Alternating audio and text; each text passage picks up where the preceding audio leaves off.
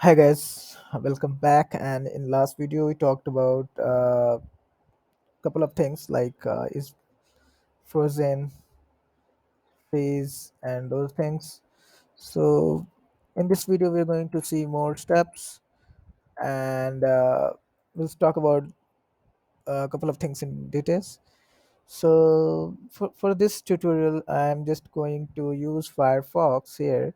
So in Firefox, if we will type object, we can see what are the methods directly available on constructor function and what are the methods available on prototype. So here these are the prototype methods, and we have covered these things. So few things we need to cover here is values. Okay, so and in this video let's cover the values first. So here in object,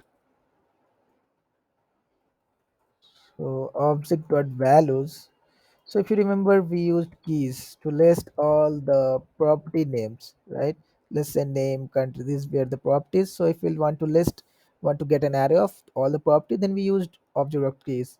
But if we need values of all the properties, then in that case, we can use object dot values. So right now, obviously, must not be defined. That's why it is showing empty object. But let's say this object has name. I think I was getting suggestions. Yeah.